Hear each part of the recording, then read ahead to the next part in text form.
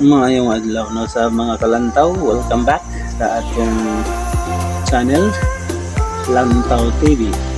Please subscribe. So another motovlog akong ihatag sa inyo ang bag-ong motor nga nasulayan na.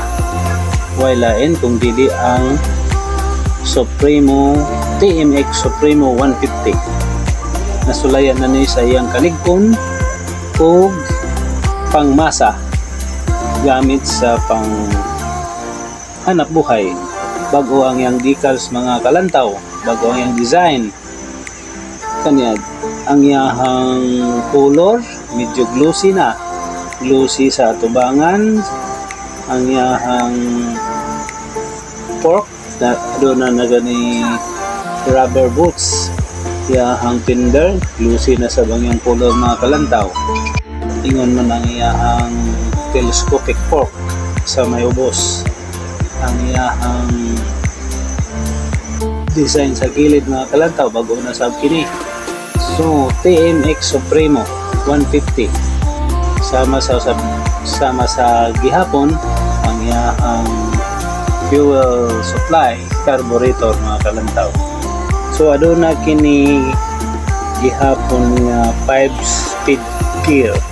Aduna kini fuel consumption nga 45 km per liter sa city, 55 litros kilometros matag litros sa highway mga kalantaw.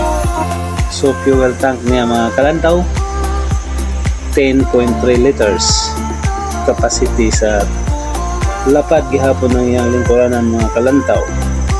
O gaduda na kani backseat carrier. Sama sa gihapon ang iyang tail light o ang iyang signal light sama sa gihapon. Dako kayo ang iyang back fender nga dili na gyud mo sulod ang lapok mga kalantaw. Ang iyang tambutso mga kalantaw matte black ang color. Kining motora mga kalantaw mo ni naningkamot ang Honda ni mga kalantaw ng ekonomiya kini lugayo. So testingan nato kung abot ba gyud og 60 litro matag kilometro matag litro pan sa mga nasulayan na alang sa mga 45 ngadto sa 50. So sa iyahang handlebar, iyang control sa left side na kini pass light, naasab kini choke, turn signal o serbato. Sa walang bahin mga kalantaw na kining tuong bahin na kining starter. So ang iyahang analog pa, ang iyahang mga gauge niya sa odometer, trip meter,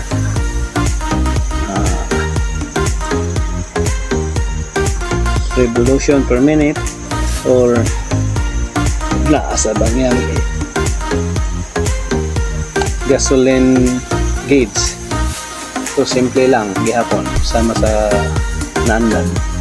Sama sa kaniadto pareho lang gihapon kini mga kalantaw. 4-stroke kini, single of cylinder, overhead cam.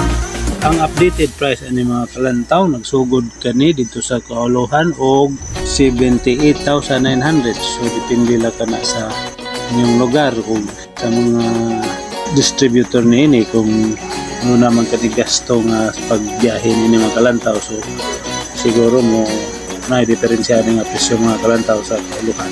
Mga kalantaw atong tan-awon ang ubang disenyo nga ginahimo sa uban niini nga modification nila mga kalantaw. Nindot kayo. So kung palit mo, pwede ninyo himuon ni mga forma mga kalantaw. Hilig mo o electrobike. Mo na mga kalantaw. Pwede siya ni pang touring mga kalantaw. Ang top box. Depende sa imong kagustuhan mga kalantaw. kasagaran ang ginahimo nila yan morning convert nila ning ultrabike. Dito lang tatuto mga kalantaw. Daghang salamat sa pag-uban kanako. O maayong adlaw pag-usap. Bye-bye. Ayaw kalimot mga kalantaw sa pag-like o pag-subscribe. Agig pag-suporta niya ning atong channel mga kalantaw. Ug atang yang ubang video na akong i-upload mga kalantaw. Daghang salamat.